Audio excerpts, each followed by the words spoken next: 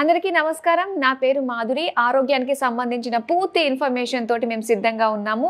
మరి బోల్డ్ అన్ని ఆసక్తికరమైన విషయాలు, టిప్స్ గురించి మనకు తెలియజేయడానికి మనతో పాటు ఉన్నారు celebrity homeo physician doctor Chetan గారు.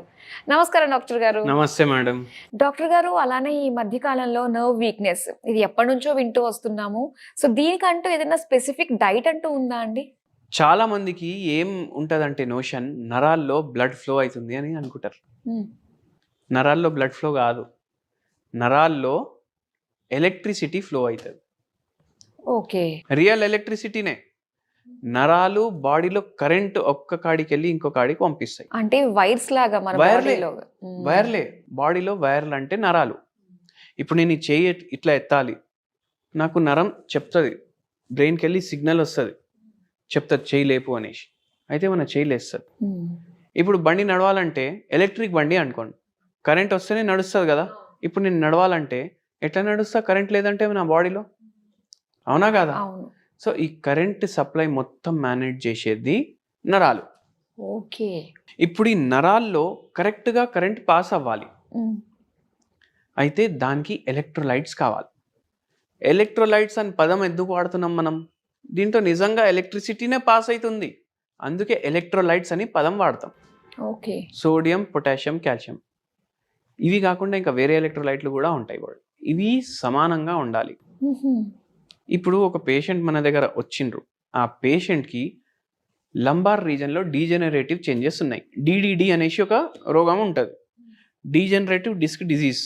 ఓకే, చుమ్ చుమ్ చుమ్ చుమ్ అంటున్నాయి కాళ్ళు, నమ్నెస్ ఉంది, తిమ్మిర్లు ఉన్నాయి, మళ్ళీ తొడల్లో ఏమో చీమలు కరిచినట్టు అవుతుంది.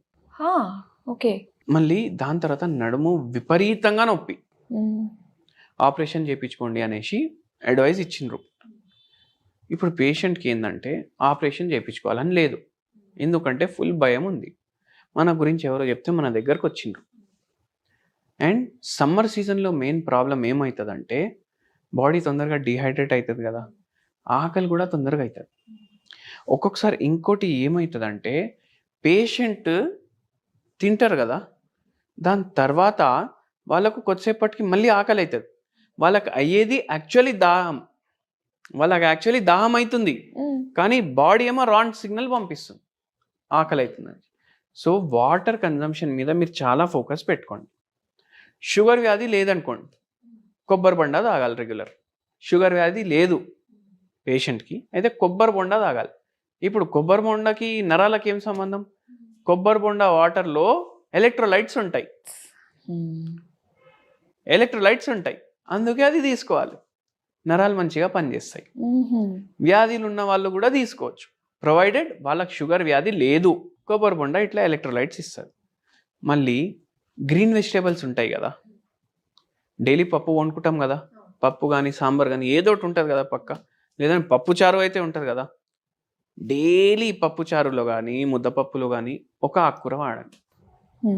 ఒకరోజు మునక్కాయ, గ్రీన్ వెజిటేబుల్స్, గ్రీన్ ఏదైతే కనిపిస్తుందో అది వాడచ్చు, ఎందుకంటే దాంట్లో కూడా ఎలక్ట్రోలైట్లు బాగుంటాయి. ఒకరోజు బెండకాయ, గ్రీన్ ఉంది కదా, ఒకరోజు బెండకాయ, ఒకరోజు దొండకాయ, ఒకరోజు పాలకూర, ఒకరోజు కొనగంటి కూర, ఒకరోజు గోంగూర. ఇట్లా డైలీ మేము పప్పులో కంపల్సరీ ఒక గ్రీన్ వెజిటేబుల్ ఉండాలి. మంచి మాత్రలో, అంటే ఏదో నేను పప్పు చారు చేసుకుంటున్నా ఇంతే వేస్తా అని కాదు, మంచి మాత్రలో ఉండాలి. గ్రీనే కనిపించాలి మీ పప్పు. అట్లా చేస్తే దాంట్లో కూడా ఎలక్ట్రోలైట్స్ ఉంటాయి, మినరల్స్ ఉంటాయి. ఇప్పుడు మినరల్స్ అవి ఇవి అంటారు కదా, ఈ దీంట్లో ఎక్కువ మినరల్స్ ఉంటాయి, దీంట్లో తక్కువ మినరల్స్ ఉంటాయి. ఆ మినరల్స్ దేనికి పనిచేస్తాయి? మన నరాలు కరెక్ట్గా నడవడానికే పనిచేస్తాయి, ఎందుకంటే ఎలక్ట్రోలైట్స్ లాగా పనిచేస్తాయి. ఓకే, అట్లా. ఇప్పుడు బ్యాటరీ ఉంటుంది కదా ఫోన్లో, ఆ బ్యాటరీలో ఉన్న ఏదైతే పౌడర్ ఉంటుంది అది ఏముంటుంది? ఎలక్ట్రోలైట్లు ఉంటాయి. అయితే అవే మన బాడీకి కావాలి, ఎందుకంటే మన బాడీ నడిచేది కరెంట్ మీద. ఇప్పుడు ఈ పేషెంట్కి కాళ్ళు మొత్తం లాగడం, తిమ్మిర్లు, మంటలు అన్నీ ఉన్నాయి. అండ్ ఏముండే అంటే సరిగా నడక కూడా జర చేంజ్ అయిపోయి. ఈ పేషెంట్కి మనం ఇవన్నీ మీకు చెప్పినవే ఇంక్లూడ్ చేసినాము. సమ్మర్లో అయితే ఇవి చాలా మంచివి, ఈ డైట్ ఫాలో చేయడం. ఈ పేషెంట్కి ఇవి ఇంక్లూడ్ చేసుకుంటా హోమియోపతి మెడిసిన్ ఇచ్చినాము.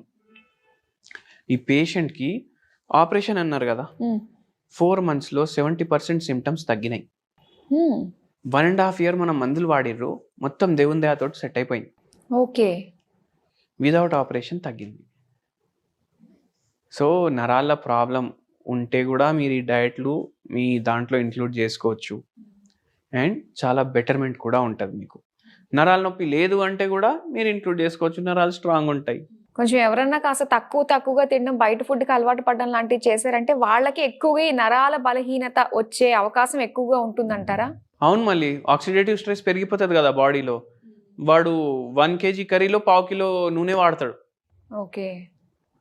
మనకు బయట టేస్ట్ ఎందుకు నచ్చుతుంది మీరు చెప్పండి? అదే ఆయిల్స్, ఆయిల్. కారాలు అన్నీ బాగుంటాయని.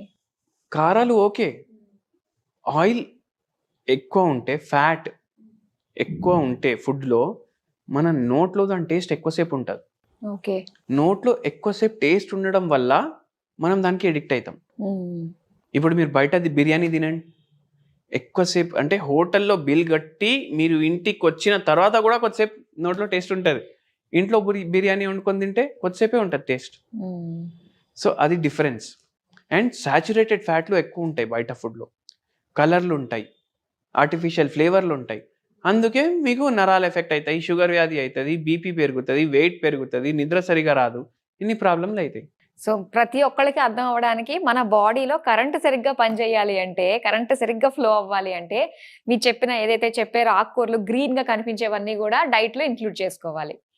చాలా చక్కగా తెలియజేసినందుకు థ్యాంక్ యూ సో మచ్ అండి.